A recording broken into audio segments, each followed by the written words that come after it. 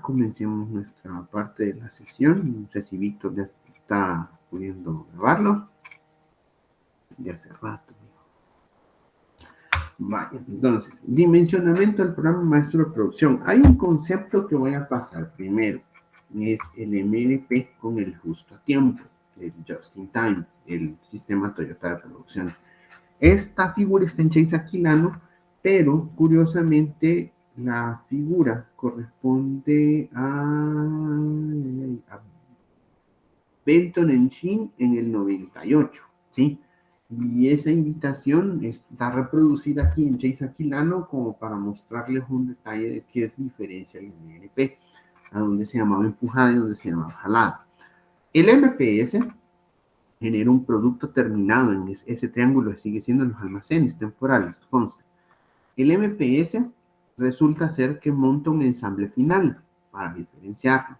Y la información, aquí están las flechas de información en este momento, nota que la cantidad de productos terminados en un almacenamiento temporal informan al MPS para que se produzca un ensamble final, ¿sí? Noten que aquí está el MPS como un programa de producción que les tira cuánto hacer de ensamble final.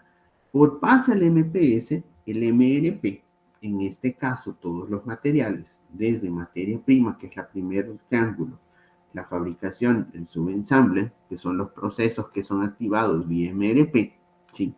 Entonces, el MRP informa a fabricación y subensamble cuándo hacer por la forma en que tiene los inventarios temporales. Esos triángulos son los inventarios temporales entre las etapas del proceso, ¿sí? Y con eso, ustedes siempre comandan que toda estación obedece al MRP. Tal y como ocurrió en la meta, las piezas que se van haciendo se producen por lote y dependen estas de ese MPS y del MRP para que entonces la fabricación rellene el triángulo siguiente y se queden con piezas hechas para que su ensamble tenga piezas y pueda seguir según el programa de MRP. Conste, hablábamos en la clase anterior que si teníamos una pieza C de unos 400, de unos 400 unidades, entonces fabricación iba a pasar 400 piezas a ese subensamble por medio de ese inventario temporal, pero si subensamble a medias camino decidía cambiar la prioridad de los pedidos, sí, entonces esas 400 piezas se quedarían ahí perdidas en lo que subensamble andaba buscando las piezas que fabricación debía haber hecho primero, ¿sí? ¿Dónde estaba el problema en el MRP? Es que cuando el lote no permite reaccionarlo, ¿sí? Ocurrirá que se verán en esa cantidad de piezas imponentes, pero así, imponentes dentro de la planta de producción. Casi todo funciona con esa lógica, dependiendo de cómo esté implementado. Cuando hacen esa forma de MRP, se dice que ustedes empujan la producción porque ensamble final y los procesos subensamble y fabricación tienen una orden de producción estricta, ¿sí? Para terminar esa producción y rellenar la próxima etapa de inventario temporal hasta que lleguemos al producto terminado. La flecha azul de arriba consta en todo el flujo de materiales que se va empujando de una estación a otra, ¿sí? Cuando llegue el producto terminado, se espera que el cliente realmente lo termine de absorber, pero aquí es donde vienen los problemas. En el año 70, en el año, en el año 70, Toyota mencionó y les comenzó a dar una gran tastaseada, literalmente, a las empresas automovilísticas de General Motors, en esas Ford, y ocurrió que fueron a ver sus sistemas de producción, pero se basaron ahorita en uno que se llama el justo a tiempo y que es el pilar, y diré el pilar derecho de todo Lean Manufacturing, porque entonces lo que ocurrió fue que en el justo a tiempo, en vez de utilizar un sistema sofisticado vía MRP, lo que hicieron fue, tenemos un MPS que depende de la demanda y ensamble final llega y retira sus piezas al supermercado anterior. Y digo supermercado porque el término es un inventario temporal. El supermercado sigue siendo un inventario temporal. Al retirar las piezas, ¿sí? Subensamble, entonces, si ensamble final retiró sus piezas, subensamble cuenta un número de piezas que ha retirado y produce exactamente esas piezas, no produce el lote.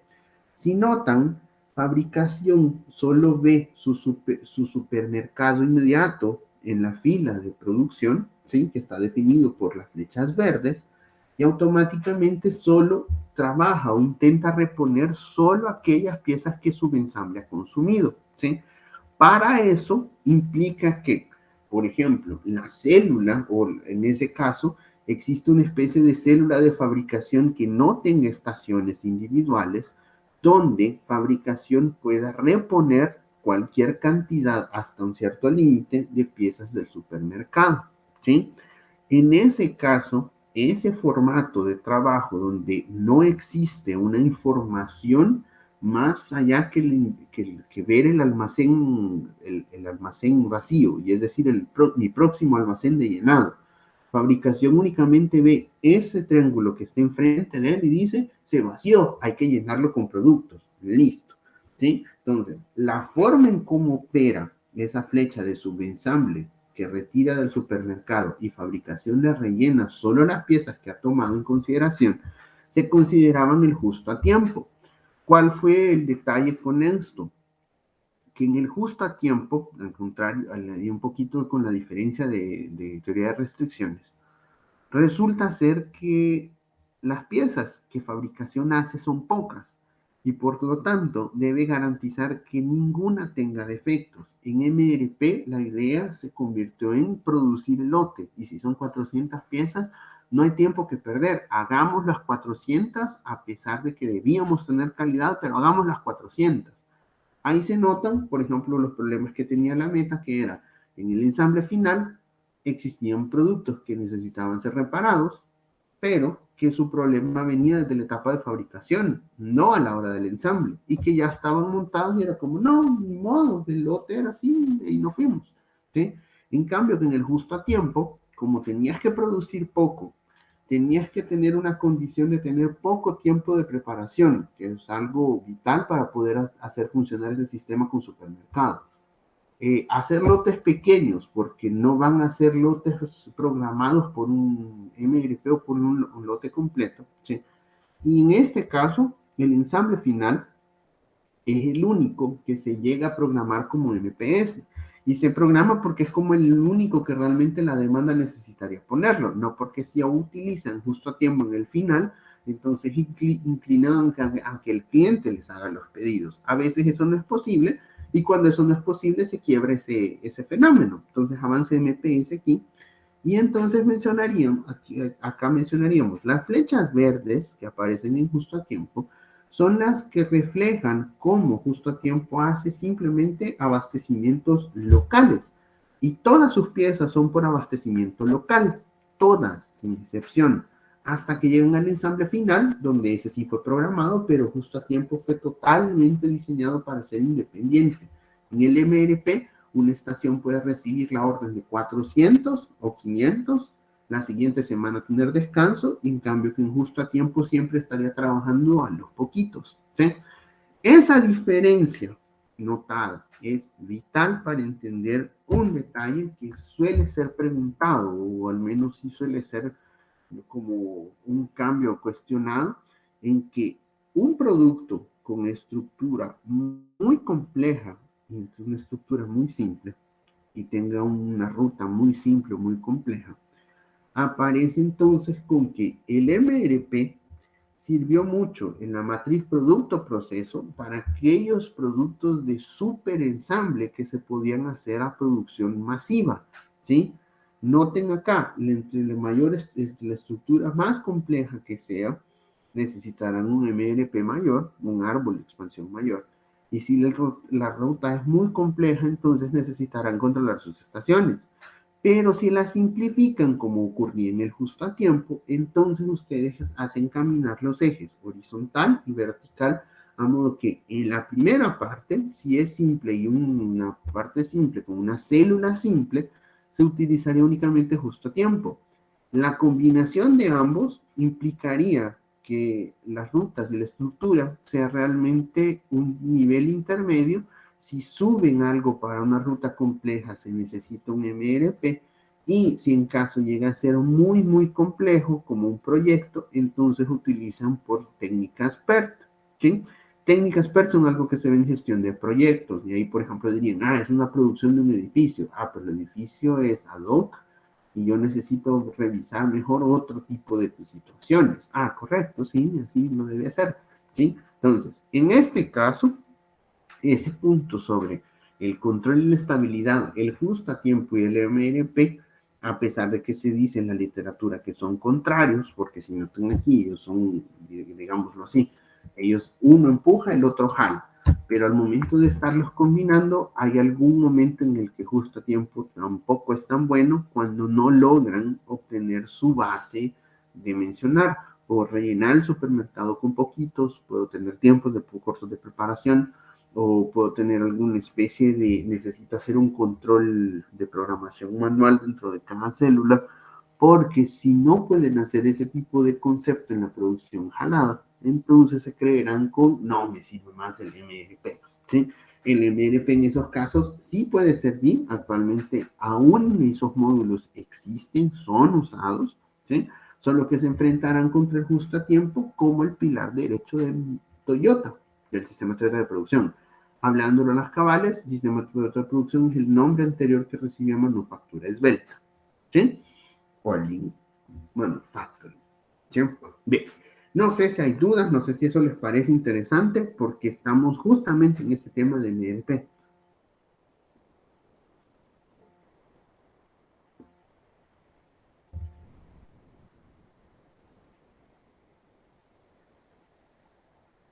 Hola, siguen ahí. Cuando les digan, y esto requiere esto si no se los cuento aquí, eso va para el caso 3, es lo de justo a tiempo requiere la técnica SMED, que es el de cambios de producción en menos en menos de 10 minutos, ¿sí? Requiere que trabajen en células, la comunicación se hace por pequeños cartones, o mejor dicho, por facturas de supermercado, y esas se llaman Kanban, ¿sí? Exige que la cero defectos se haga del trabajo, y por lo tanto el empleado debe ser entrenado para poder sobrevivir. Por ejemplo, el de fabricación es entrenado también en su ensamble para entender qué defectos no debe dejar pasar para que se formen esas pequeñas producciones, ¿sí? Y a todo esto requiere también, por ejemplo, reagrupaciones de células de trabajo. Recuerden que el MRP es divide y conquistarás. Y el justo a tiempo es reúne nuevamente las cualidades del artesano con la producción en masa. Sus objetivos, sus principios originales son bien distintos, pero en el MRP implicaría, voy a hacer más barato un proceso porque una persona se va a especializar únicamente en este tornillo y entonces ella lo comenzará a repetir y ejecutar 1000 veces más rápido, ¿sí? Nótense que en la historia, en ingeniería de métodos, los tiempos los reducían a partir de que si fuese un tiempo repetitivo para un humano, no tendrían que tener una complejidad en la tarea, sino que la dividían. Y entre más divisiones tenga esa tarea, mejor podríamos poner gente más barata que no necesitar un gran entrenamiento. En justo a tiempo es todo lo contrario. Necesita ser un artesano entre las dos células para poder terminar de hacer la pieza en fabricación. Y eso es lo que mucha gente diría, pero entonces Japón es culturalmente. No, acuérdense, en Toyota no se podía despedir gente después de la Segunda Guerra Mundial. Eso los amarró al año 50 y hay que conocer ese pequeño detallito que es, ¿qué opciones tengo? O puedo desarrollar ese detalle de tareas para empujar la vía MRP, o tengo opciones de que mis empleados en este momento, las personas que trabajan conmigo, sepan un crecimiento horizontal en la cadena y entonces puedan usar el justo a tiempo, ¿sí? Eso se los dejo porque la técnica de MRP que hoy no es técnica, sino que los cálculos que vemos hoy pueden llegar a ser no confusos cómo se ejecutan, sino que llegan a ser como cuál de los dos usamos. No depende de cómo ustedes estén metidos en ese contexto, en ese momento. ¿Sí?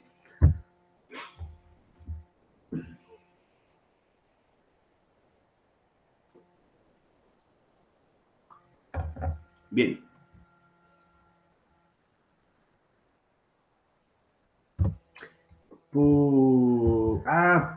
Porque en el momento que el imperio japonés decidió rendirse a los Estados Unidos, allá por el 45, lo recordarán en la rendición de Hirohito, lo que ocurre es que para levantar la productividad japonesa, que estaba dedicada a hacerse, convertirse en una empresa de máquinas de guerra, en ese momento, para levantar la empresa, entonces, uno de los requisitos posguerra fue que Japón necesitaba terminar de emplear a su gente, ¿sí?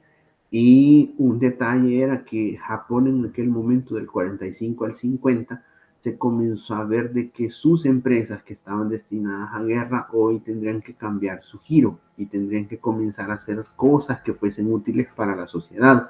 Aquí es donde salieron que Estados Unidos llevó la forma de programas y productos que podían hacer esas empresas. Por ejemplo, Mitsubishi creaba los aviones caza y creaba los aviones bombarderos, no eran tan buenos y ahora pasaría a ser realmente una empresa que se vuelva a dedicar a productos civiles. Cuando no podían despedirlos fue cuando se encontraron con que en el año 50 el hambre en Japón era tan grande que entonces por ley nadie podía comenzar a despedir a su gente de sus fábricas para evitar que el hambre se creciera. La decisión la tomó la parte del gobierno japonés de transición, donde todavía estaba muy metida la influencia norteamericana, y para evitar esos puntos de hambre en Japón después de la guerra y poder generar productos de valor agregado, hay dicho por los americanos que serían como útiles para el mercado americano. En ese momento, Japón entonces como política nacional toma el hecho de que no, que el costo de despido fuese extremadamente alto, pero extremadamente alto a tal punto que era casi una ley no poder despedirlos.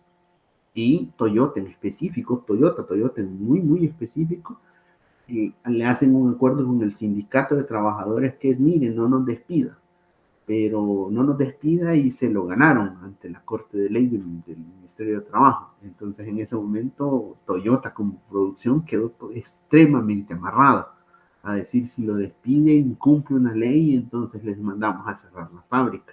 Que en ese momento quien violara esa ley estaba como que haciendo un, en ese momento estaba como que violando uno de los tratados y le podían caer encima. Entonces, ahí, ahí viene como parte de por qué no se podían despedir. ¿Sí? Era un contexto bien, era un contexto que nos parecería un poco al momento del año 75 en El Salvador, solo que aquí sí se pudo despedir y las empresas cerraron y se fueron. Pero formalmente eso es lo que ocurrió. Esa es una como ventaja, pues. Y no sé si han leído esa parte, no sé si ya en Administración y Control de Calidad pasaron por algo de la filosofía de calidad japonesa, porque ese es el pilar izquierdo.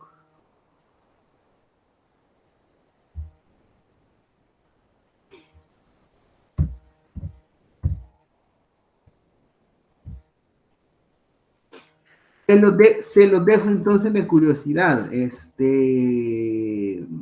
Manufactura esmelta y su historia en el sistema Toyota de producción. No tengo ahí un video sobre la otra materia, lo puedo poner solo por su interés general, porque sí, realmente planeación no es que lleve eso, pues, pero sí tiene algo metido ahí en medio que es qué pasa cuando los cálculos son un poco diferentes, pues la forma de cálculo no cambia para nosotros aquí en planeación, lo que cambia es cómo se ejecutan o cuál es la estrategia que domina por encima de la producción. Ahí sí ya es un cambio sustancial. ¿Se acuerdan? El capítulo 2, las primeras dos clases, en ese momento el cambio está arriba, no aquí en los cálculos. ¿Sí? Los cálculos apenas son para demostrar si la estrategia se está ejecutando bien. Bien.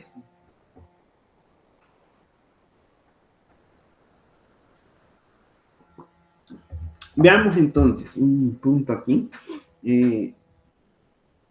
No sé si conocen esas cafeteras antiguas, estaban antes así. Esa cafeterita que la pones en una ollita, le pones, notan acá en ese filtro pequeño, le ponen el café, por presión sube el agua y entonces lo tenés en lo acabas teniendo que lo, lo empuja por esa región. Cuando termine de bajar el café te queda en la base para poderte servir, ¿sí? Y media vez esté hirviendo el café y se vuelve a condensar, entonces volvemos a tener un rico café. Eso por percoladora, pero eran de las antiguas. Porque diría que sería fácil verlo, porque aquí en la lista de materiales tendríamos esa cafetera común con un filtro metálico. Y aquí notarían una lista de materiales reales, esto si estuviéramos en presencial, se los mostraría realmente, esa cafetera B, que tiene un depósito de agua filtro, tiene un pichel, notan aquí el pichelito ese de abajo, que es la parte inferior de este asunto, una asa inferior y una base, el depósito de agua filtro se convierte en eso, el filtro, ¿sí?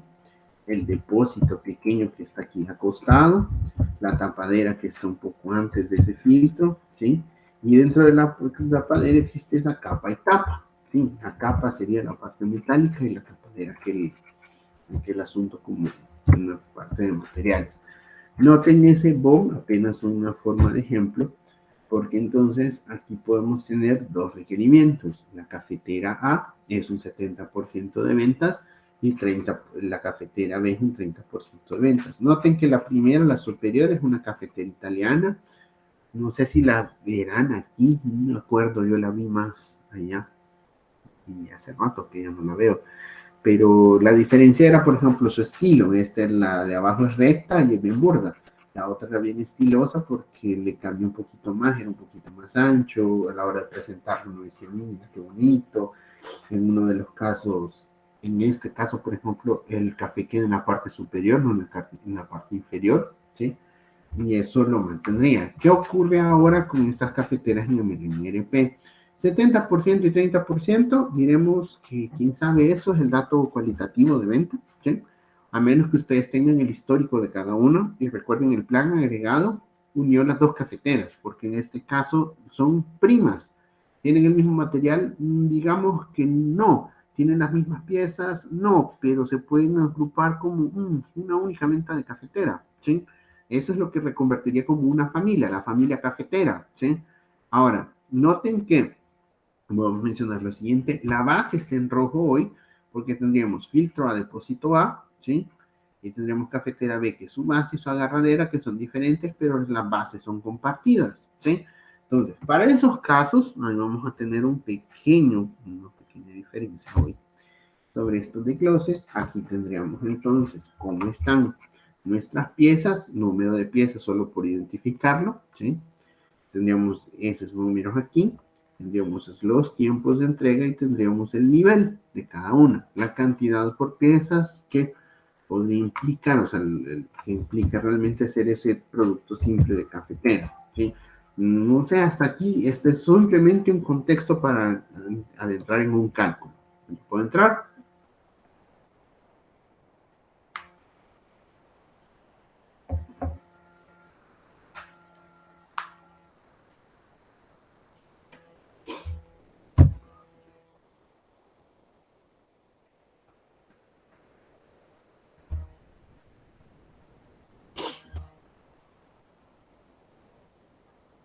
Vale.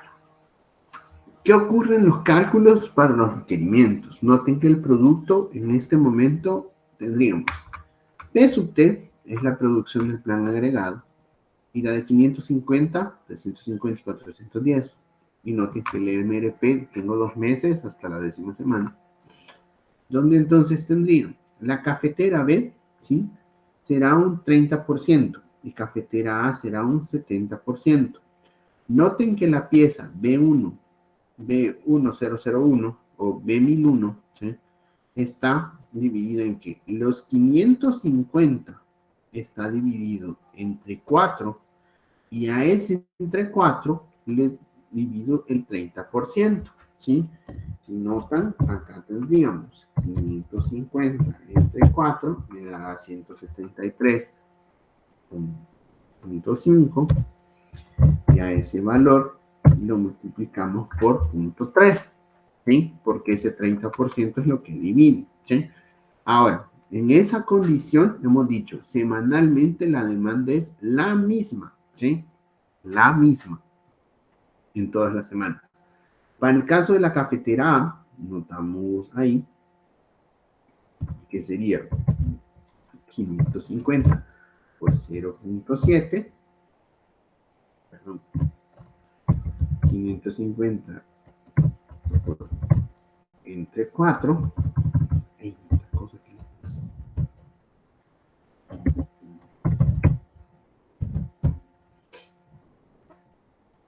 me da esos mismos 137, solo que ahora va por 0.7 y me da 96, ¿sí?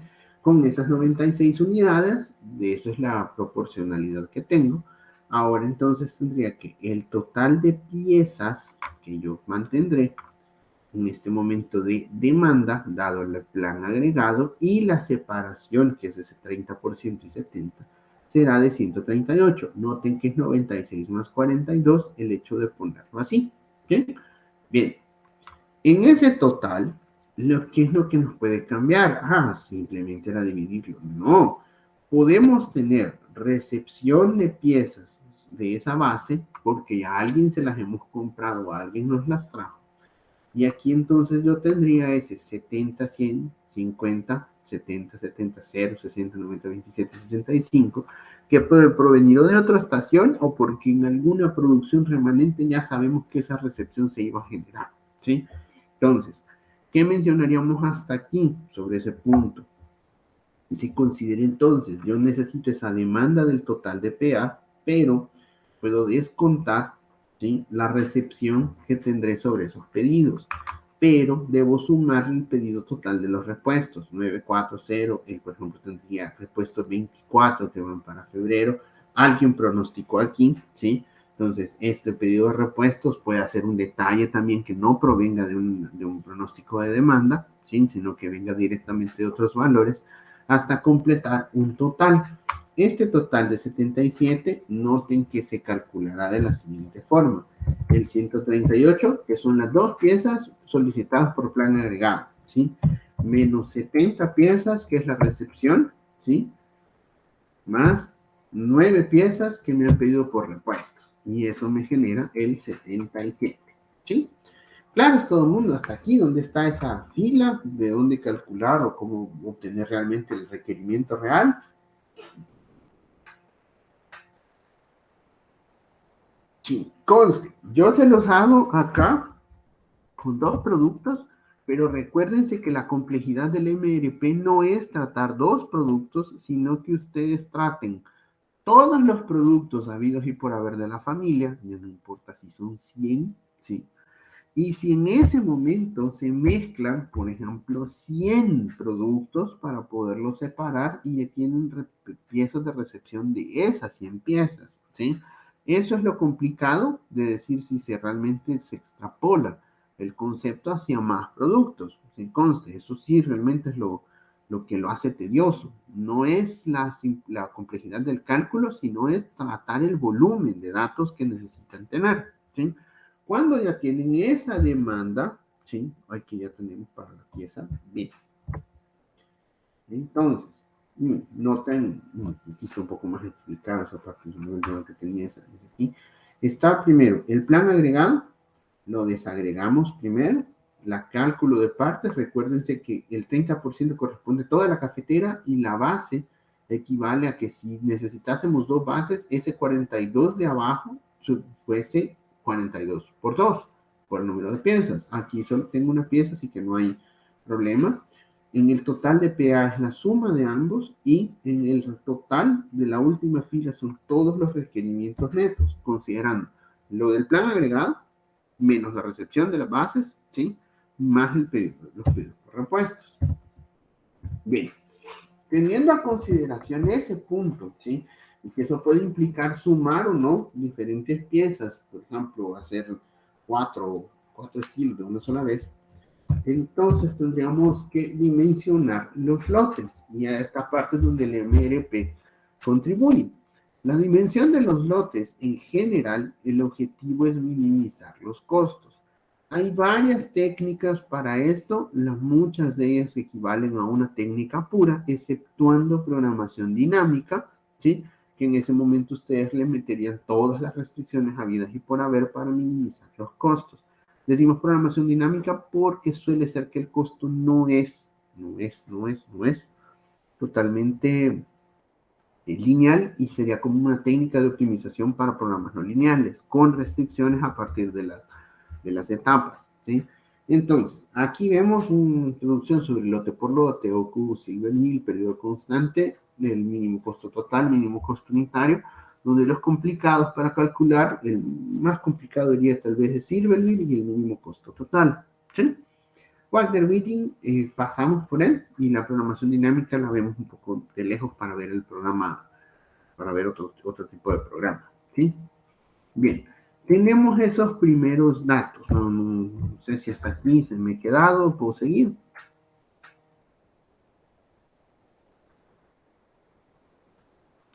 Entonces, el inventario inicial nos dice que es 0 y que en ese momento tendremos la demanda y filas de demanda que nosotros tenemos allá en el sistema, ¿sí?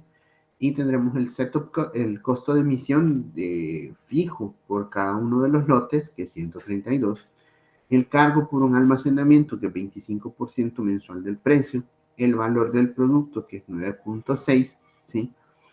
Y por lo tanto, el costo de almacenamiento semanal, que conste, eso es un detalle, en que será el valor del producto, cuando se les dé ese costo de almacenamiento por porcentaje, y está en las unidades no correctas, recuerden que estamos en semanas, entonces tendrá que ser el 9.60, que es el costo del valor del producto, por ese 25% mensual, pero ese porcentaje, noten aquí, dice 25% entre 4, para que realmente les dé un porcentaje semanal, ¿sí? Ahora noten que por almacenar me da 0.6, ¿sí? Ese costo de almacenamiento por semana, ¿ya? No parece aquí.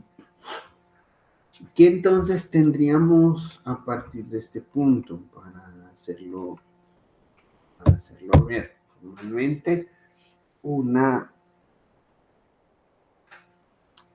Ay, ¿y dónde está la definición del lote por lote? Perdón, ahora.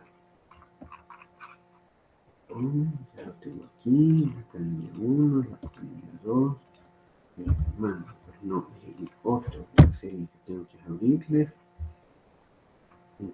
Hoja, requerimientos, tengo esta cosa que se me hizo.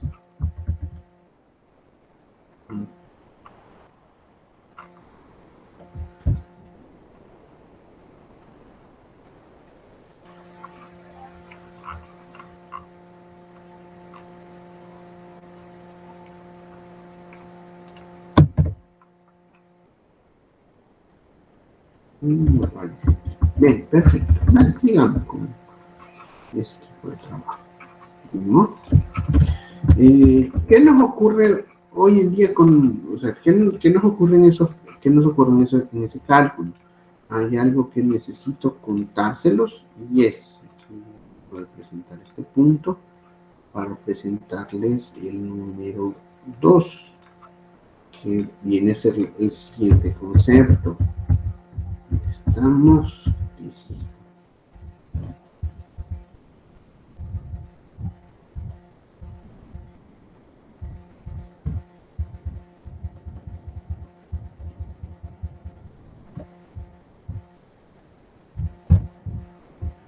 No, vamos a presentar de esa forma que se me desorganizó. En este momento nos denotaremos el paso a Leocu. El hecho de minimizar costos, aquí se les explico un poco, es que por cada vez que nosotros emitamos producción en la semana, ¿sí? Existirá esa recta de pedido.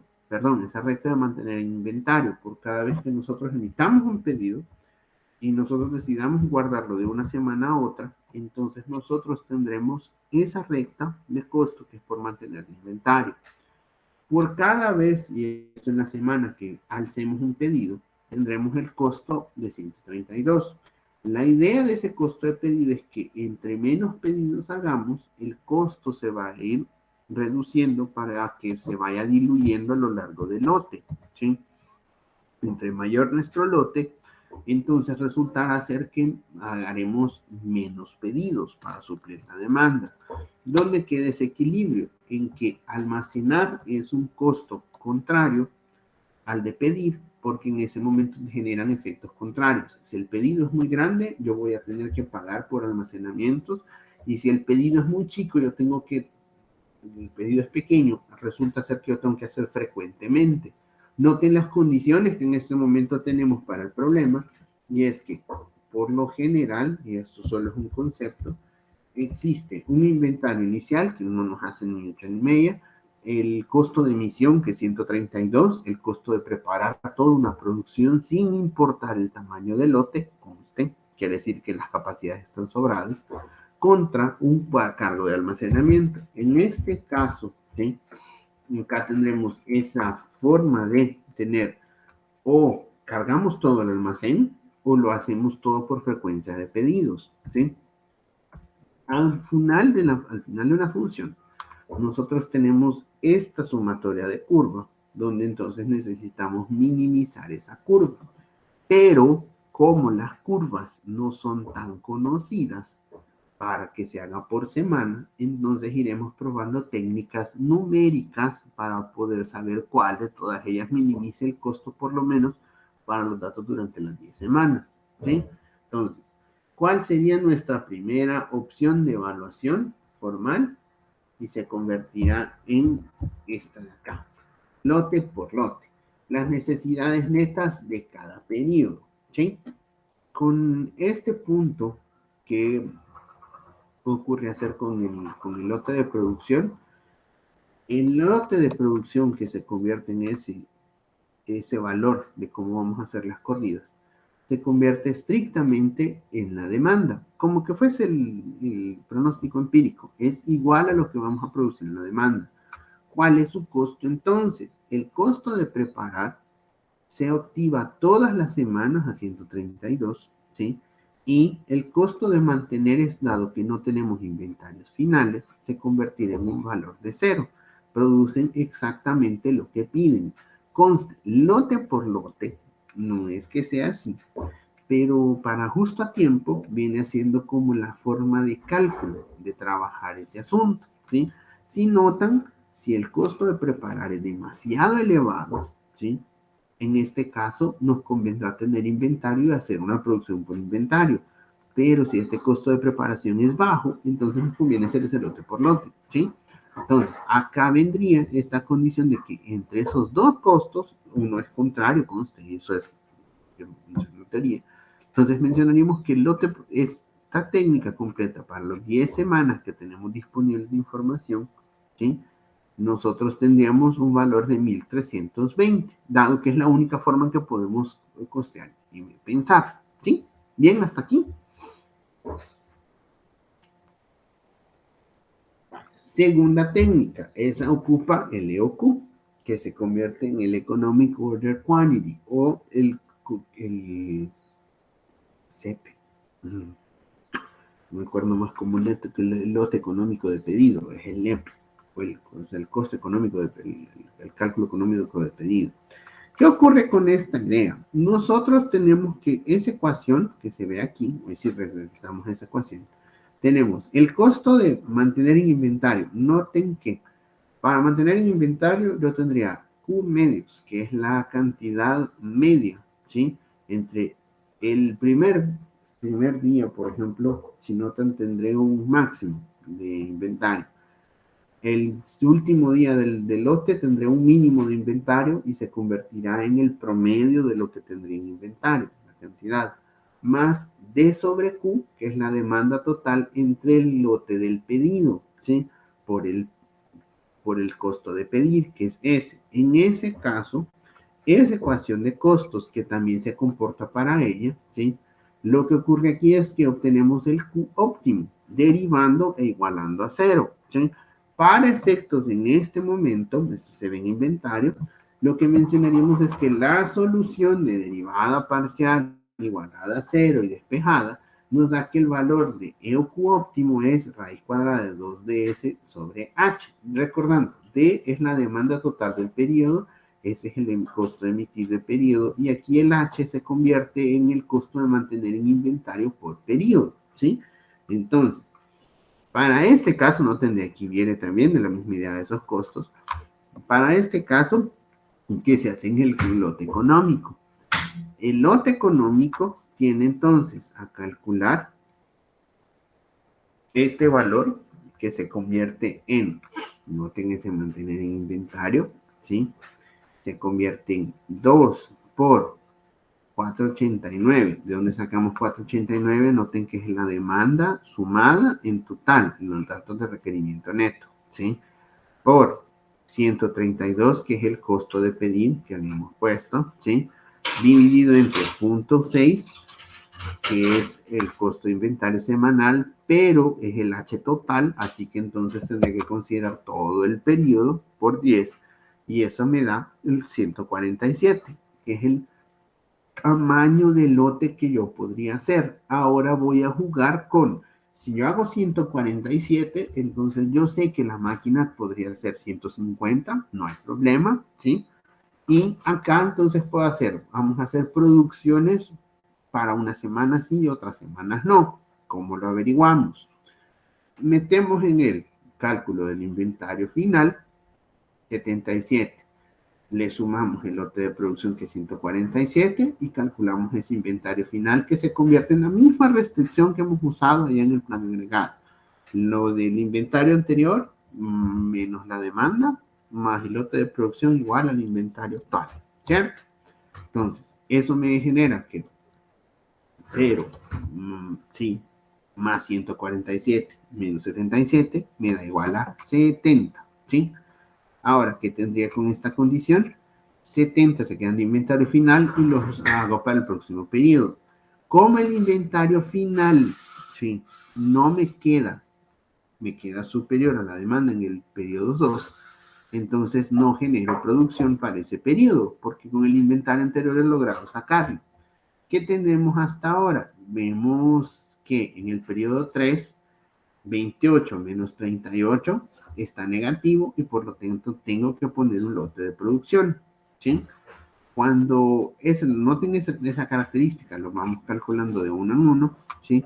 A modo que activamos el lote de producción y el valor del lote de producción es fijo, ¿sí? Porque aquí hemos dicho cantidad económica de pedido, ¿sí?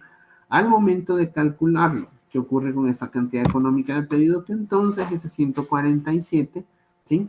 Se activa nuevamente y volvemos a revisar.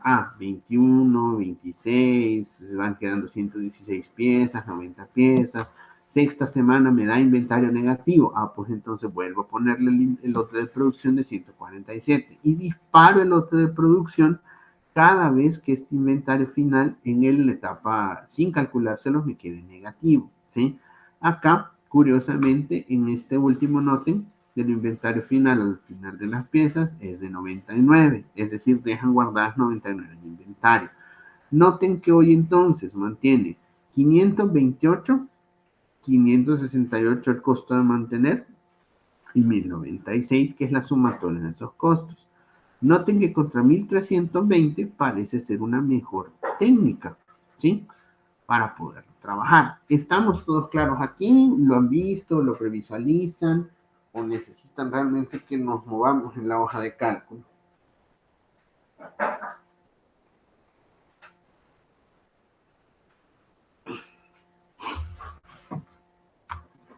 ¿Se entiende? Vamos a ver, Catherine. Que si del periodo anterior te sobra y me alcanza a producir esa demanda, no hago un nuevo lote, correcto. Si te alcanza con el inventario final, no haces un lote, de lo contrario, haces un lote de tamaño fijo, ¿sí? El lote aquí es el de 147, ¿sí? Y todo basado por esa ecuación que está aquí. El costo total es igual a HQ entre 2, que es costo de mantener, DS entre Q, que sería el costo de pedir. ¿Sí? Noten, esto es parte teórica, ¿sí? En el momento que los dos costos son iguales, entonces se genera ese óptimo. Pero noten que en este momento 528 y 568 no es que sean iguales, sino que tengo un valor discreto en los puntos negros. Y ese valor discreto es, el óptimo puede ser ese 147 con decimales. Lo malo es que la demanda no es constante, ¿sí?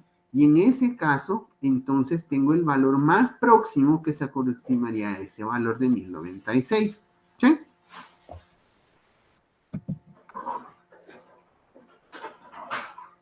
Seguimos bien por ahí, sí, nos vamos.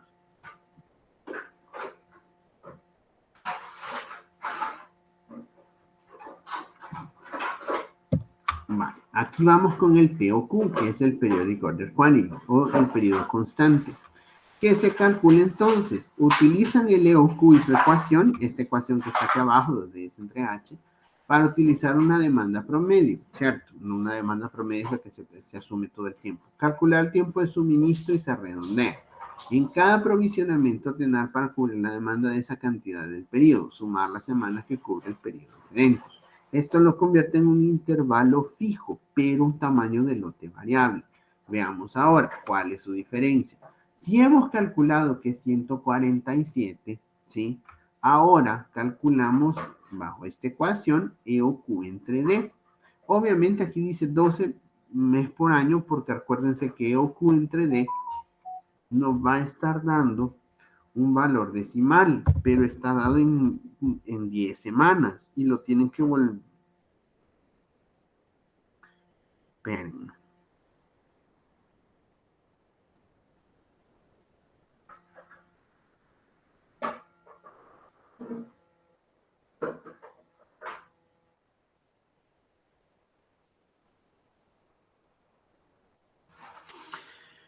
Ay, bueno, señores, el acuerdo ahorita acaba de llegar.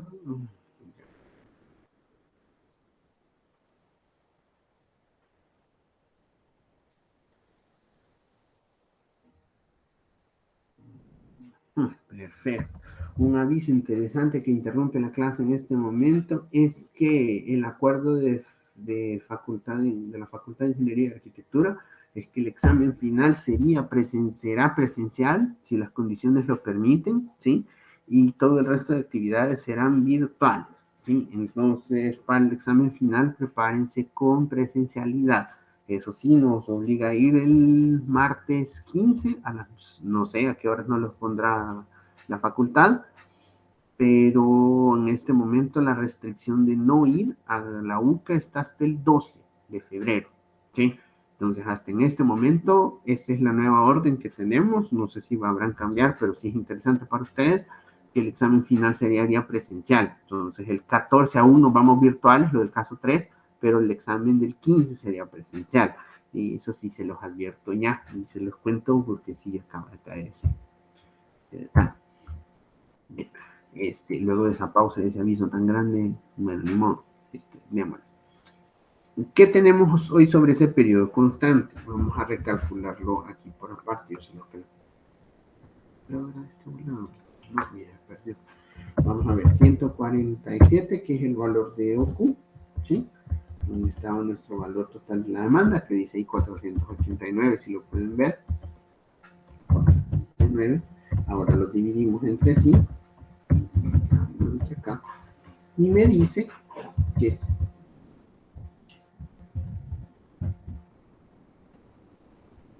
qué raro.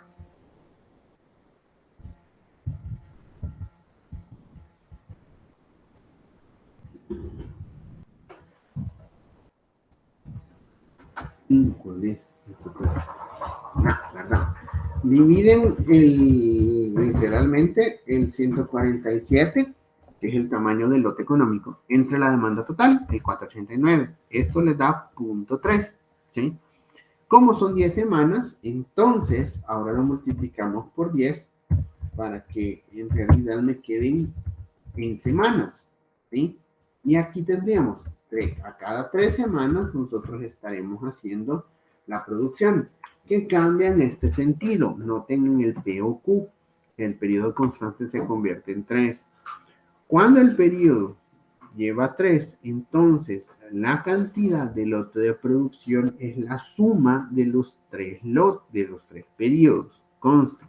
Y a cada 3 iremos haciendo, es decir, en el 1, el 4 y el 7 tienen producción obligatoria. El 10 también la tiene, pero tiene una ventaja. En el 10 no hay más datos de demanda, por lo que entonces puedo hacer 38. Noten aquí, son 157, la suma de las 3 demandas, 159, la suma de los 3 periodos y 135. Note que se espera que en periodo constante la cantidad de lote es semejante. No es igual, pero es semejante. ¿Sí?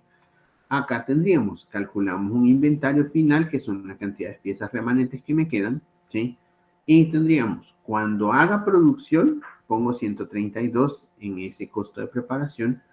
Cuando el costo de mantener lo calculo por el inventario final a través de las piezas, ¿sí? Y con esto, entonces hago la sumatoria de los costos.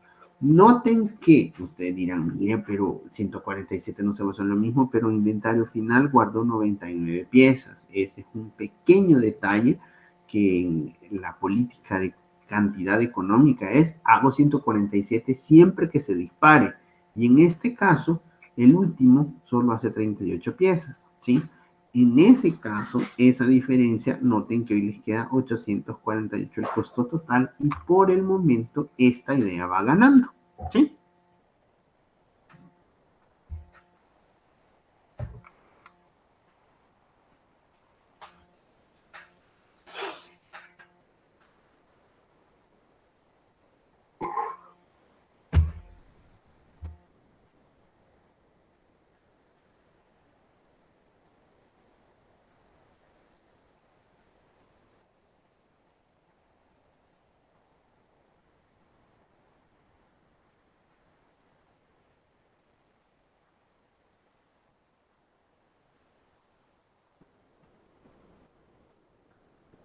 Los lunes cambian todas las cosas para mí.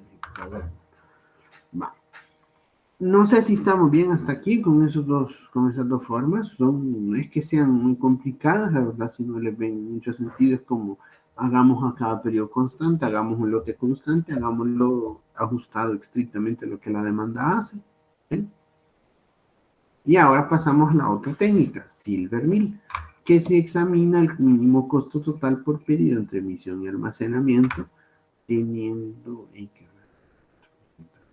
no, ya lo dejé así, es S, que es el costo de pedir, se le va a ir sumando el H de 2, que sería un costo de mantener, más el de 3, que sería activar un producto, hasta llegar a T-1 por H de T. ¿Qué se comienza haciendo? Se comienza a calcular un ratio, que es el costo total de esa ecuación que ven aquí, la dividen entre T. Cuando resulta ser que, si notan esta idea en la curva, nos vamos a ir acercando por la izquierda. Cuando el periodo superior, es decir, cuando ya contemos ese periodo superior, pasa el valor del periodo actual, el periodo siguiente, es decir, considerar un tamaño de lote de 4 semanas es más caro que producir un tamaño de lote de 3 semanas, considerando ese ratio, ¿sí? Entonces, aquí curiosamente ustedes se quedan con el anterior, porque entonces quiere decir que han comenzado a subir en la curva, ¿sí? Entonces, Silver Mill apenas va como probando los puntos de la curva y cuando él se dispara hacia arriba, ajustando con ese ratio, entonces, conste, TLC entre T sobre T es realmente la versión del periodo, del ratio que tiene el mínimo costo total por periodo. Y en ese momento ustedes realizan el cambio para que se pueda calcular. Perdón, o sea, la forma en que el periodo T se convierte en ese nuevo periodo. Conste, ya habíamos dicho a cada 3 lo hacemos, pero no nos importa, a cada 3. Hoy aquí el periodo y el lote se va trabajando según cada caso, es decir, podría darles 2 periodos, se suman 2 semanas y 3 periodos, perdón, se suman 3 periodos, hacemos producción para 3 semanas estrictamente hasta llegar al final. ¿Sí? Noten acá en este caso, por ejemplo, en esto notenlo aquí, serán 77, ¿sí? A sobre 1, ¿sí? Es 132 porque es el costo de emitir pedido. Noten hoy, yo tendría el valor de A, 132, más H, que es el punto 6, por la demanda del periodo 2. Conste, 77, ese 42 sustituye ese de 2. Como son dos periodos en evaluación, este valor de 132 más este periodo me da 78.6 para restarlo, ¿sí? Perdón, para hacer ese cálculo por periodo. Luego tendría en el caso 3, notenlo aquí, el A, que es 132, más H de 2, que se convertiría en los 42 por un periodo, más 38, que es de 3, por dos periodos. Noten que aquí es como en el periodo 1 hago la producción del 2 y el 3, y por lo tanto lo del periodo 3 se queda durante dos periodos almacenado, ¿sí? Entre 3. 67.6 se convierte en el siguiente ratio, entre 3. Noten que para 4, ¿sí? Sigue bajando todavía la curva. Entonces podemos mantener los 4 periodos y evaluar hasta que el próximo periodo nos salga con que ya es un poco mayor. Noten que aquí están los cálculos completos en su forma de verlo, ¿sí? Y en la primera sería 132, 78, 67.6, 60.15. En el siguiente periodo me dice es 60.6. Noten que ese valor de curva comenzó a subir y entonces yo me quedo con el primer lote. Me quedo con 4 semanas, hago la sumatoria de la demanda y ese franja naranja que está ahí es igual a 178. ¿Sí? Sigue el próximo periodo, lo comenzamos en el periodo 5, ¿sí? Volvemos, aquí está la segunda fila de la ecuación, es 132, 99.6, 84.4, notando que el segundo periodo aquí, 7 menos 5 ya son dos periodos, entonces este 45 va por dos periodos. 14 va por tres periodos, porque va referenciado al 5, ¿sí? Luego tendríamos, para el noveno periodo, la misma curva comienza a subir. Entonces me quedo con la curva más baja. De eso entonces creo el 197 es la suma de las celdas moradas. Noten que en el periodo 5 producimos para 5, 6, 7 y 8. Y aquí en el noveno preguntamos, ¿lo hago solo para el noveno o incluyo el noveno y el décimo? ¿Sí? Aquí me daría 114, solo esa suma de estos dos, que es la tercera producción. Y una vez calculé esta producción, que esta tabla va por aparte de las otras comparadas, lo que mencionaría es el lote de producción, este valor de producción, 178, 197, este 114, y por último entonces calcularíamos, ¿se hace producción? Sí, entonces coloca el valor de 132. ¿Se hace el costo de mantener? Calculo un inventario final para todos los casos, para que entonces me dé este valor de inventario final que tengo. ¿Qué tendría yo en este momento? Esta sumatoria, y noten que hoy Silvermill me da una curva, un valor total de 674, bastante menor hasta ahorita que calcularlo por periodo fijo o por lote fijo. ¿Sí? Bien, no sé si entienden este método, ya lo han visto, ya lo han pasado por ahí.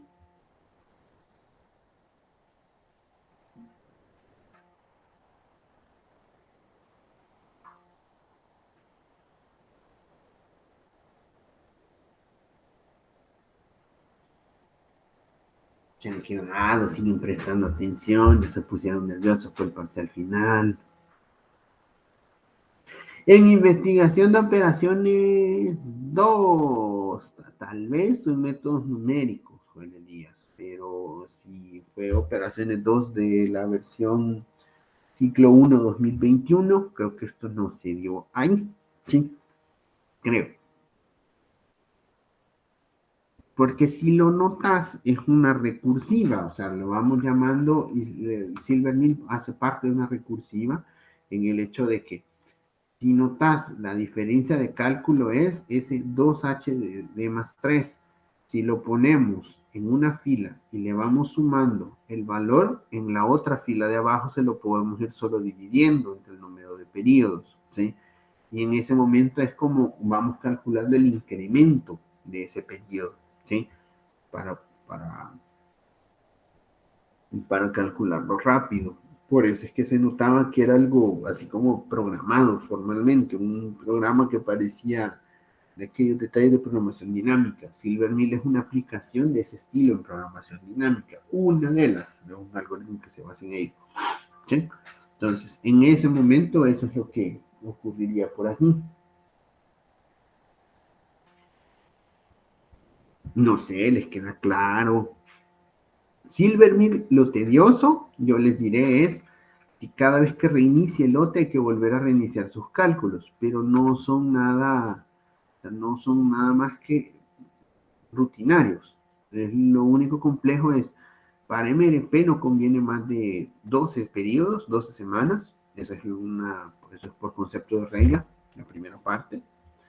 La segunda parte es que en ese momento la ejecución del plan del MRP necesita considerar, por ejemplo, que ese costo de pedir y costo de mantener sean los únicos que existen, porque si Silvermill ya puede considerar otros miles de costos que OQ y POQ no consideran, ¿sí?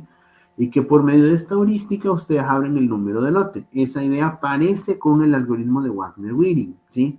Que ese sí formalmente a veces se veía como programación dinámica de métodos de producción, pero solo lo veían como literalmente. No sé si les cae dudas, no sé si están bien ahí. Noten un truco para no ser injustos. En lote por lote, 132, notarán que el precio es muy alto como para mantenerlo. Y el costo de mantener inventario es muy bajo, por lo que entonces nos daría mejor hagámoslo por lote, ¿sí? Pero Joel Elías, dime.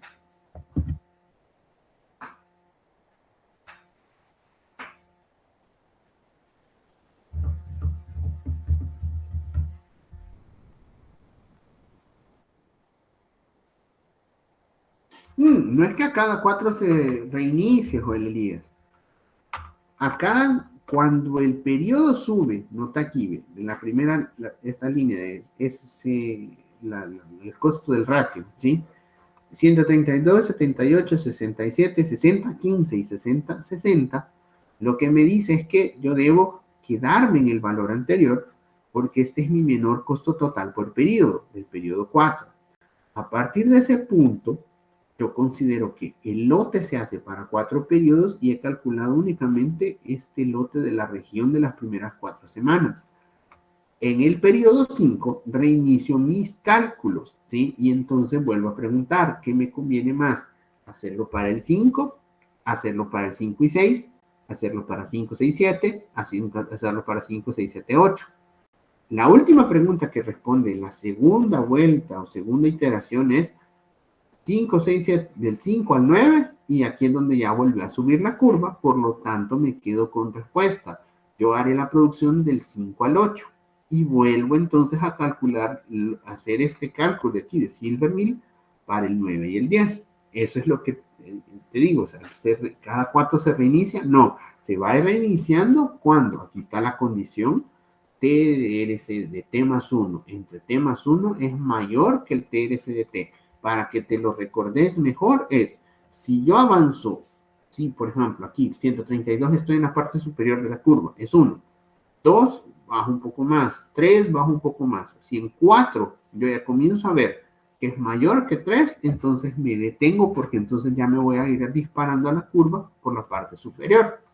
Es decir, va a volver a comenzar a subir, el costo de almacenamiento va a ser tan alto que no va a compensar hacerlo. Sí, entonces aquí la idea es que hacemos una heurística, y esto es heurística porque entonces notamos, vamos sacando un lote estimado para esa demanda en base a esa relación de costos. ¿Sí? A medida tenga ese menor costo total por periodo, entonces lo puedo realizar. Vamos bien hasta aquí.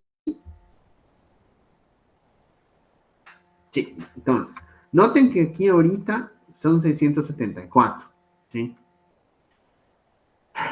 Vamos ahora después de Silvermill, este es costo total por pedido, el mínimo costo total. Cuando el costo de posesión es igual al costo de emisión, se genera el costo mínimo. Noten este concepto que les estoy diciendo es, Cuando la curva de almacenamiento de costo es igual a la curva de emisión de pedido, entonces yo debería producir ahí el mínimo costo total que se resulta ser. El costo de acarreo de inventario, ¿sí? Se evalúa contra los 132. Entonces ocurre un efecto semejante al de Silvergate, solo que aquí soy un poco más como eficaz en el cálculo, ¿sí? Que en este momento simplemente es genero el lote, 77, vuelvo a preguntar, 77 más 42, solo que ahora solo sumo el costo de acarreo. El costo de acarreo aquí es 71, ¿sí? Y el costo de acarreo aquí 109. Ese 109 que ven aquí es el mismo que se calculó acá, solo que aquí se va dividiendo por el número de periodo. Aquí se deja puro, así, puro, puro, puro, puro. No se le suma el 132. ¿Qué ocurre con esto? Es, si 171 sobrepasa el 132, ¿sí? Entonces, quien esté más cercano a ese 132, que en este caso 109 es más cercano a 132, se mantiene como el menor costo posible. Y entonces menciono, dado que 161 se pasó por mucho de 132, me regreso al que esté más cercano, 109, y entonces declaro el lote de producción para las primeras 4 semanas. Nuevamente, yo hago esto para acá. En el periodo 5, el costo de acarreo es, si solo hago para el de 5, hago 0. Si hago para el de 6, me da 67.20 por las piezas que van aquí. Si sumo la semana 7, se sigue subiendo y vuelvo a tener esa idea. ¿Quién es más cercano a 132? Hasta aquí, 121, ¿sí? Eso es lo que por lo menos yo diría la más cercana acá. Entonces haríamos para el periodo 8. Noten que por este método, en vez de hacerlo dividido entre periodos, la producción nos quedó 178, 183, 128 en el octavo periodo, ¿sí?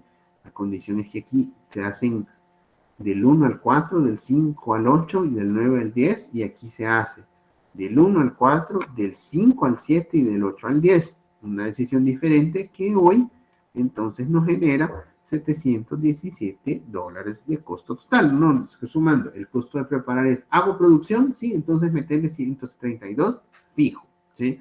Porque este costo se dice que es fijo. El costo de mantener, ese depende del inventario final y se va recalculando nuevamente. Noten que aquí vuelve a ocurrir aquello que les conté. Se hace casi, quedan iguales entre sí, pero aquí vienen los trucos, no hay inventario final. En el de periodo a veces sí hay, y en el de costo de producción mínimo no hay. 717 del final. Noten que Silvermill nos da más barato, ¿sí? Pero con mínimo costo total nos daría más barato incluso que periodo de costo superior. Misma idea del Silvermill, no cambia, lo único que forma es este costo de acarreo es directamente evaluado para 132. Es hasta más rápido que evaluar Silvermill porque hay que dividirlo, pero en este caso es como, bueno, ahí está, no me dio tan bueno como Silvermill, ¿sí? Va.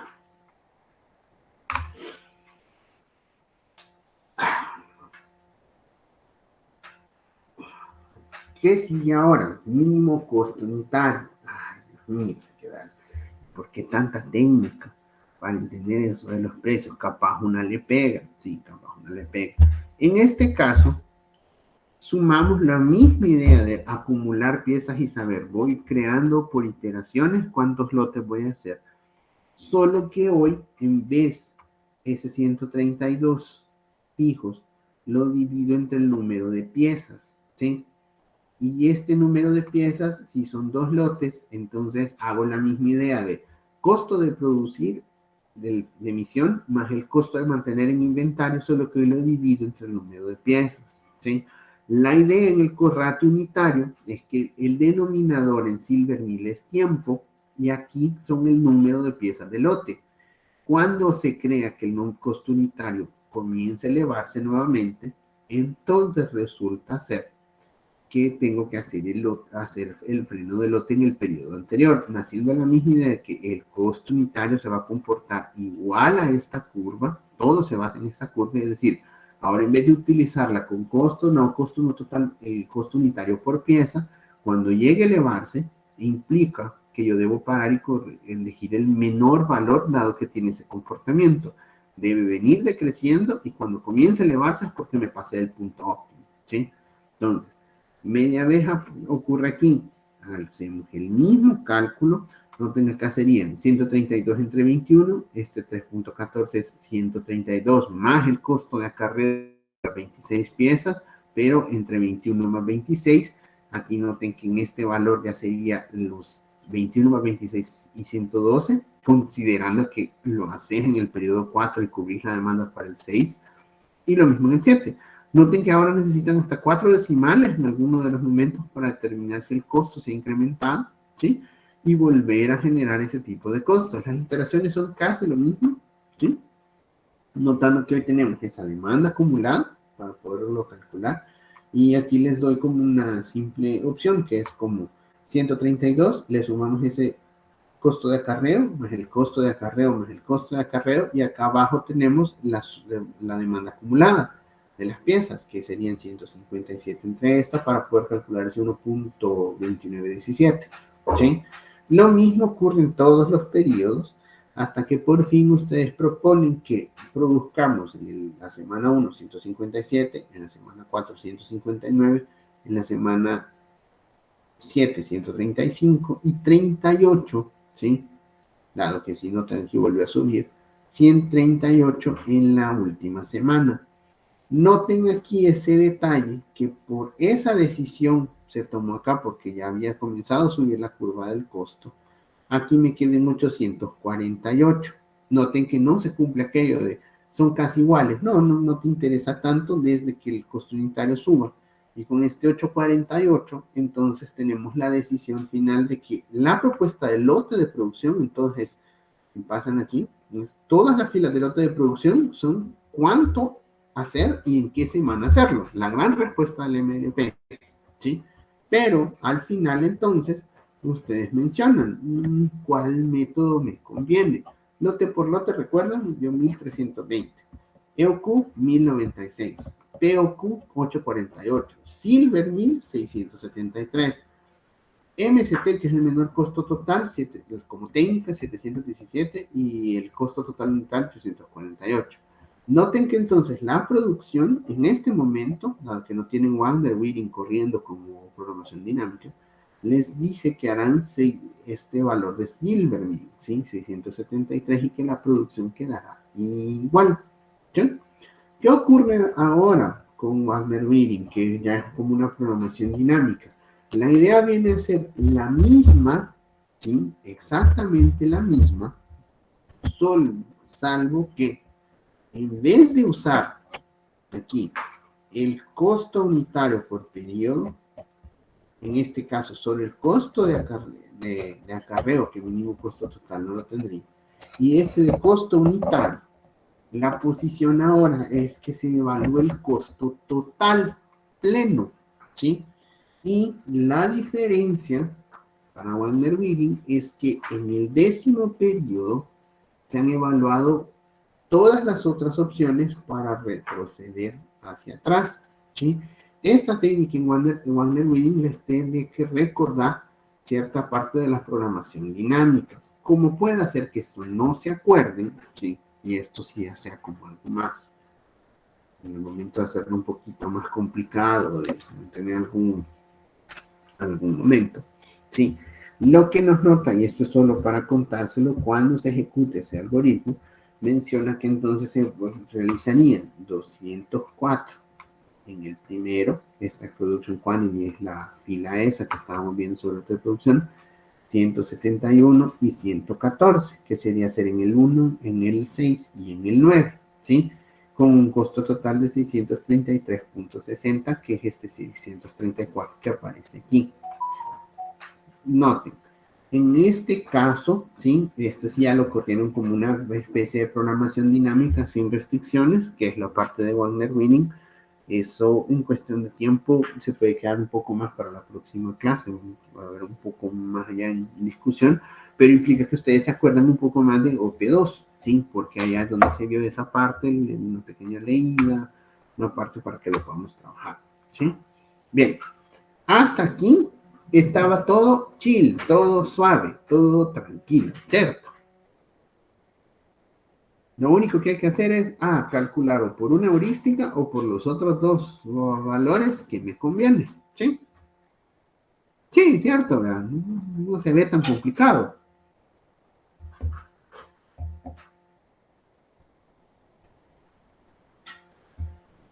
Juveniles, ¿qué onda ahí? Siguen ahí vivos.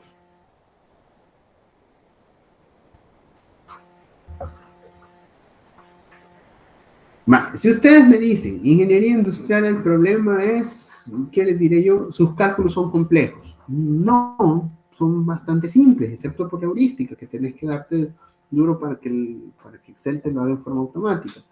Pero dirías como es un método numérico, no hay mucho cambio, no nos conviene sacar otra cosa, más que en este momento mencionarles algo. Lo complejo no está en que ustedes calculen esto, sino en cómo hacemos para que esto se calcule en varias piezas, ¿sí?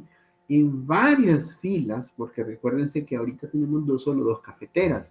Si ponen un libro más grande, entonces, por ejemplo, tienen 12 tipos de cafeteras al mismo tiempo en la línea de producción. Y para hacer todo este recálculo sobre sus piezas, entonces se convierte en algo que ustedes mencionarían hasta aquí. Mire, no, mire, ya me la puso difícil, me voy a tardar más. Por eso es que en general, ahí menciona el libro que hay un software, porque entonces ya alguien hizo esta parte de consultas, pero su lógica de escoger, noten que la diferencia en sí está en lote de producción. Lo que andamos buscando en este momento es ese lote de producción, ese X sub IT, que es 155, 159, ¿sí? Bien, ¿qué mencionaré? Aquí hay un detallito más. Todo está chile en el MRP. Cuando ustedes dicen, y la capacidad y la restricción la consideraste, no la consideré. ¿Qué ocurre, por ejemplo? Y este es un ejemplo teórico. Vamos a agarrar el Silvermill, por ejemplo, y nos mencionan que en realidad tenemos que hacer esa 178. Se ponen como en productos o en horas o en las unidades que quieran, ¿sí? Y resulta ser que esa estación debe hacer también el filtro A y el depósito A. Noten que filtro A y depósito A pueden venir de otras formas de producción, ¿sí? De otras formas que ustedes han tenido hasta ese momento, de otros lotes de producción, pero recaen directamente en la misma estación, ¿sí? En ese caso, ustedes saben que pueden hacer o 200 unidades o 200 horas por semana para esa estación. ¿Qué ocurre hoy? El total, si noten en eso se ve en una gráfica, pero la verdad es que lo calculan el total es el requerimiento neto de los productos para esa estación. No es por producto, sino que es por estación. Y en ese caso ustedes revisan que existe que en la semana 1 sobrepasan la capacidad, en la semana 5 también sobrepasan la capacidad. ¿Qué suele ocurrir? Una de las decisiones grandes que se mete en el CDP, en el de la revisión de la capacidad. Se revisa en qué periodos está sobrepuesta la carga, ¿sí? Y se puede dividir la operación. Por ejemplo, las 40 que están ahí, las podríamos quebrar y hacer 20 y 20 para poder tener la factibilidad o transferirlas, por ejemplo, esas 20 que están en la semana 5 las podemos adelantar para la semana 4, ¿sí? ¿Qué ocurre con esa que es la sumatoria de las estaciones? Que es lo complicado. Aquí, por ejemplo, hemos hecho esa separación a modo que ningún valor me quede por encima de 200, ¿cierto? Y con eso ustedes generan que la restricción, hoy obviamente, por ejemplo, la semana de la base sigue siendo Silvermill, ¿sí? Para su etapa de producción, pero cambiamos la forma en que se programó el depósito A y el filtro A, ¿sí? Para evitar que esas 200, por ejemplo, en la semana 3, noten 200 de 40, está bien sobrado en esa semana y la semana 7 está súper sobrado. Es decir, no todo el tiempo hubo un exceso de capacidad, pero en el VLMRP supiste que vamos a hacer cambios en el filtro A y en el depósito A, puesto que va a pasar por dicha estación. ¿Sí? Bien. ¿Qué existe ajuste en el MPS, por ejemplo? Eso es lo que se puede mencionar. La etapa de definición del MPS propuesto puede cambiar y hacer estos cambios así de descargas finitas en pedidos emitidos con anterioridad al inicio del horizonte, cuando no han sido finalizados, y es como mencionar, bien, los del filtro A y depósito A de las semanas 9 y 10 los puedo cambiar si en caso es necesario, puesto que en ese momento no has actualizado tu MRP, ¿sí?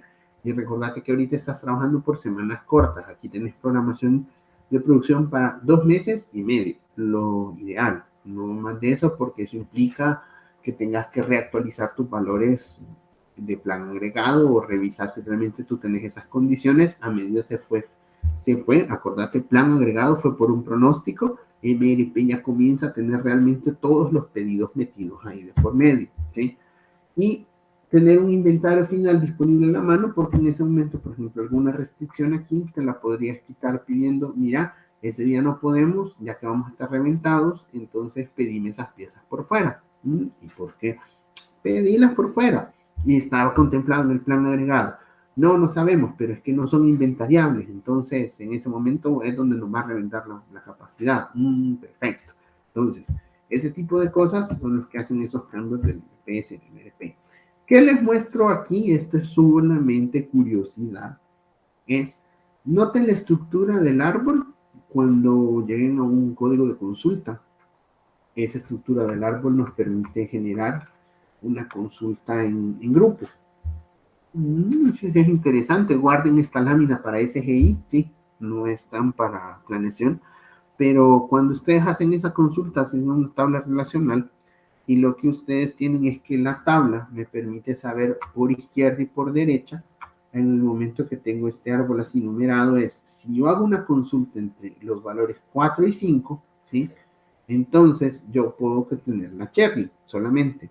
Pero si hago, por ejemplo, fruta, que sería entre el 2 y el 11, entonces puedo hacer la consulta para que en este momento el subárbol, toda esta rama completa, me genere las demandas que voy haciendo. Conste, les mencioné que era como un sistema de software de producción que se utilizaba vía consultas en sistemas de gestión de información. Entonces, ese tipo de estructura tal vez les ayude a pensar allá en SGI cómo es que se podría comportar la consulta del MRP para definir este tipo de fenómenos. Se los dejo aquí porque recuerdo que en SGI les piden un proyecto y a veces algo que se usa es cómo hacemos el MRP. Y aquí solo me quedó una idea que debía estar en esta clase, pero es un plus ahí. Bueno. Y así está todo. Y dije, no, hombre, si hay más todavía que meterles hasta acá. ¿Cómo así? No me friegue. No haga eso. Yo les diré, sí, lo tenemos que hacer. Es la parte del CRP. Cuando ustedes tienen, esta es la 14 bis, cuando ustedes tienen ese modelo, podemos plantear a partir de esta idea, T es un plan de horizonte, número de ítems al final, el N, D sub I, T, la demanda de ítems de cada periodo, B sub I, el tiempo de producción, aquí, tengámoslo, tiempo del ítem de producción, y conste, suele ser el tiempo que se suele trabajar esta unidad, C sub T la capacidad de producción, SP es el tiempo de preparación de máquinas, que eso no lo consideramos allá, S sub I es el costo de preparar, esa S que ustedes vieron es el 132, y H sub I es el costo de mantener. Existen las variables que es cuánto producimos de ítem I en el periodo T. Perfecto. ¿Y cuánto es el inventario de I en el periodo T? Y pondremos Y sub IT es 1 si se produce en I y 0 si no se produce algo. Algo que ustedes venían era como se produce algo. Entonces pongamos 132, esa variable representa la I. Veamos el modelo de dimensión de lote que es típico lot sizing. Este es un modelo ya de programación lineal muy común de este modelado. Se convierte en el mínimo de, noten aquí, es lineal la relación de S por Y y T, que es el costo fijo de pedido, más el costo de inventariar, ¿sí? Ese mínimo obviamente va desde todos los productos hasta el periodo T. Conste, aquí he dicho que la estación puede hacer 3 tipos de productos. Si solo tienen un producto, entonces n es igual a 1 y se murió el subíndice I, ¿sí?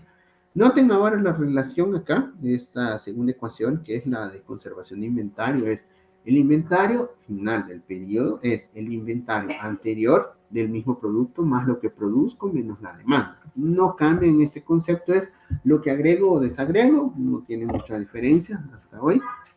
Yo tengo entonces, y este es un punto esencial, SP, que es el tiempo de preparar por Y sub IT, conste, Y sub IT solo tiene valor de 0 y 1, es preparo el pedido, ¿sí? Más el tiempo que me termino de hacer el lote. B por X implica eso. Si yo demoro 1 minuto por pieza y el lote de 100 piezas, demoraré 100 minutos, más el tiempo que me tarda en preparar la máquina. Deberá ser igual, menor o igual, conste. Todos los productos, aquí, en ese periodo, deberá ser menor o igual que la capacidad. En unidades en tiempo, esta segunda restricción es en tiempo. Y aquí viene una tercera restricción, ¿sí? Que en este momento limita la producción de pedido. Y aquí se las cuento así. La primera de capacidad es la que vimos en la gráfica. El C sub T es aquel 200 y por ejemplo, aquí en todos los casos no mencioné que teníamos tiempo de preparación, ¿sí? Entonces, SP es 0 y entonces solo necesito sumar B por X. Listo y se acabó. Siguiente. La X de IT menor o igual que M de IT. Y noten esta condición. M de IT tiene dos valores. O es la capacidad restante en producción, que es ese C sub T menos SP entre B y I, noten que se convierte en cuántas piezas puedo producir máximo, quitándole el tiempo de preparación, ¿sí? Y la otra es el tiempo, la demanda restante. Es decir, si yo tengo 100 unidades de capacidad, pero solo necesito producir por demanda 8 unidades, entonces M sub IT toma un valor de 8 unidades, ¿sí? ¿Qué hace entonces esta restricción? Enciende o apaga a Y. ¿Cómo así? Ah, listo. Si X empuja porque necesita producir, entonces Y se activa, ¿sí? Y entonces se cumple la restricción, ¿sí? X de IT tiene que ser menor que o la capacidad disponible o la demanda, uno de dos. Pero si Y se desactiva y Y toma el valor de 0, entonces X queda amarrado en no producir, ¿sí? Ahí es donde esta restricción, por ejemplo, ese modelo de restricción, es uno específico que proviene del modelo de load sizing. Lo pueden encontrar en otros modelos matemáticos de optimización cuando lo terminen de hacer, ¿sí? Esta generalmente, su comprensión está como la más complicada de todo el modelo, es activo desactiva, suele utilizarse para variables binarias, 0, 1, ¿sí? Esto, sí, el concepto que necesitan medio que revisar es, si X sub IT debe ser mayor que 0, entonces que se limite por la capacidad que tengo para la demanda o la propia demanda que me queda para los periodos sobrantes, ¿sí? Son las dos cuestiones que quedan. Y es activo la producción, es Y de T es igual a 1, y si desactivo la producción es para que me quede Y de T igual a 0. Eso me dice que si X de T no se produce, Y se hace 0, y si X produce y no tiene un valor distinto de 0, la Y se convierte en 1.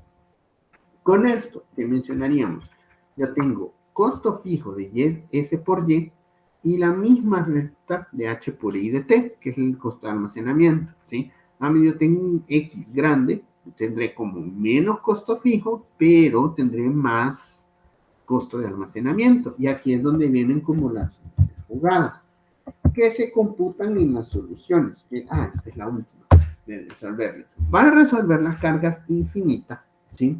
La primera forma es, hacemos el MRP normal y dimensionamos los lotes como que no hay restricciones cuando hay capacidad.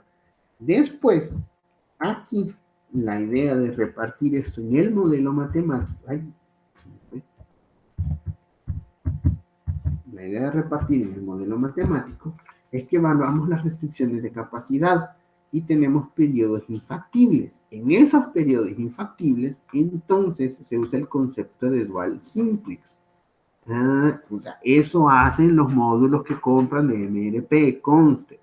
Y entonces recordarán algo, la variable de salida es la que tenga el menor ratio de activación de producción.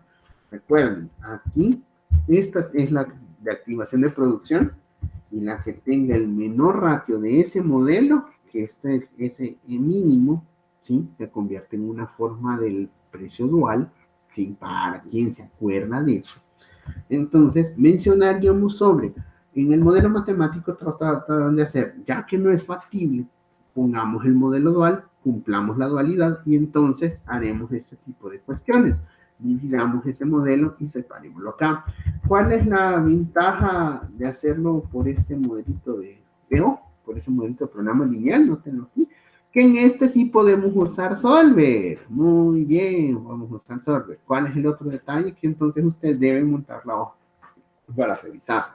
Hasta aquí creo que hay una hoja de cálculo en la plataforma que es la 14 bis, ¿sí? Donde está montado ese modelo de ecuaciones para que realmente se pueda usar como dentro del caso 2. Ajá, ese es el punto. Calcular todo este dimensionamiento de lotes a través de, uno, las técnicas que son con carga infinita de capacidad, es decir, desactivan esta restricción, ¿sí? O la segunda, que en realidad, o sea, es como que no consideran esta restricción. Y la segunda es usar un sol saliendo, en vez de usar un Wagner-Wiener por programación dinámica, que es más costosa, usar este modelo de lot sizing o el modelo SD, el dimensionamiento de lote. Porque pueden existir otras restricciones adicionales que se puedan meter dentro del modelo. O sea, restricciones propias de la cuestión. Por ejemplo, cantidad de invertir por semana para esa máquina, ¿sí? Entonces, eso daría como los detalles. Cuando son varios productos, recuerden, ahí tendrían como que la versión de que la conexión de los productos está en la restricción de capacidad. El resto se tratan como pedidos y como productos independientes. Eso sería como si lo único. Y aquí sería cuánto, recuerden, la pregunta es cuánto hacer y en qué semanas hacerlo, ¿sí? Y para este tipo, no se les olviden, es cuánto hacemos en cada semana. En algunas semanas haremos 0 de producción porque esta X sub IT corresponde estrictamente a la fila lote de producción que hagamos acá. No sé si estamos bien aquí, no sé si ya podemos terminar, todo hay preguntas. ¿Aló? De esto.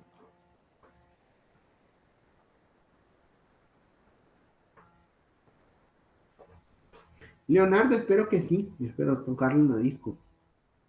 De plan agregado. Sí, para ahora. Espero que tipo 15 horas esté. Hoy les aviso con eso. Y vamos a ver mañana sobre preguntarle a Derek si puede darla. Esa es una cuestión para el parcial en general. Recuerden que este tema de dimensionamiento de lotes se va para el caso y se sale del parcial para evitar que se confunda de tiempo, ¿sí? Buena la jugada. Esto es el caso 2.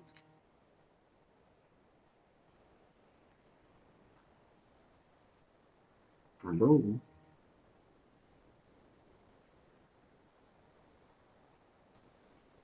Leonardo, para el parcial del miércoles solo el plan agregado viene y lo más es que la clase de teórica de transporte de MRP, perdón, ella pueda tener algunas preguntas teóricas, ¿sí? Algunas preguntas teóricas sí que tenemos esa parte. Lo que les mencionaría es solo plan agregado viene, sí, para el parcial, solo eso valdría la pena cubrir en el examen. Aquí dimensionamiento de lo que la clase de hoy se sale para el caso 2, por eso es que este el caso, para que no se evalúe todo en un examen.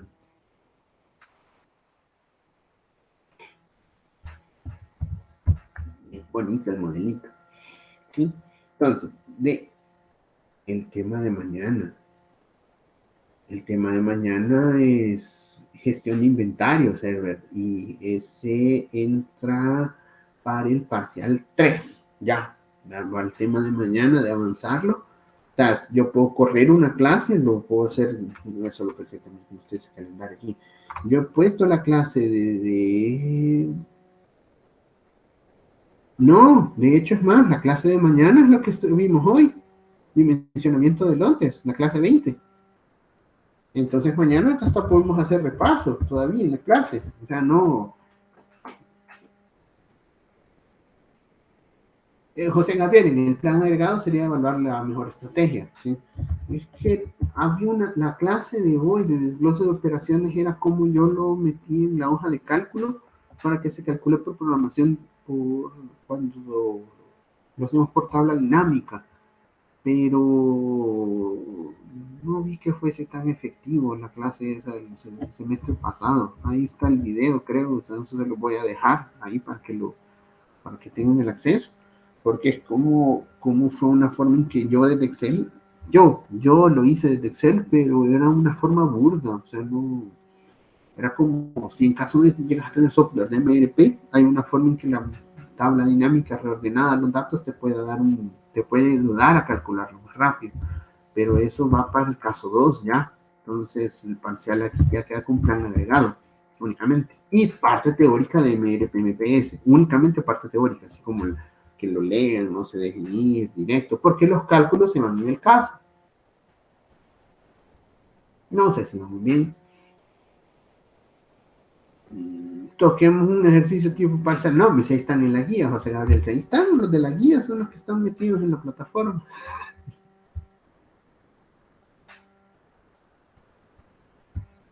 Lo más es que yo saque uno nuevo ahí como para que a alguien le toque la mala sorpresa. No, pues sí, pero lo proponen ustedes, se vienen un montón de preguntas, lo vamos haciendo completamente. Entonces, mañana, como ya dimos la clase de hoy, ¿sí? Entonces la pasamos, hacemos repaso de planes agregados para el parcial, el 2 hacemos el parcial, del 3 en adelante vamos para el parcial 3. Yo espero confirmarles, quiero ver la discusión un poquito más tarde, tipo 3, si no es 3, 3 y media, por ahí me cayendo.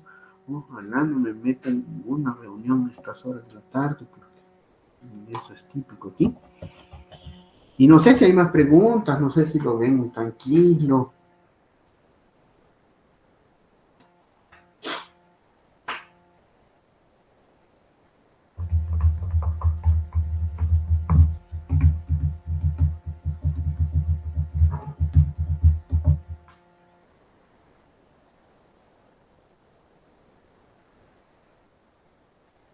No, si no hay más dudas, no sé, solo acuérdense, si no me han evaluado al docente, por favor háganlo. Decanato nos pide de mucho favor que exhortemos al estudiante y lo invitemos a evaluarnos. Recuerden, solo les recuerdo, las evaluaciones cuentan mucho en mi departamento, por lo menos para mí, ¿sí? Deciden muchas cosas internamente sobre nosotros y ahí los pongo. Más tarde les mando eso de la duda y por el momento, no sé, feliz día, feliz hasta que nos veamos en la tarde, si no hay dudas. Ana Marcela, la grabación del viernes está en la plataforma, pero en los recursos, no está en el vínculo de la clase, porque esa la pasó Víctor por video. Entonces, ellos tenés que entrar a plan de producción, en el plan de producción en la clase, ¿sí? A partir de hoy, como Google no permite grabar las reuniones, entonces nos tendríamos que hacer como que a un recurso adicional, no están allá en las sesiones.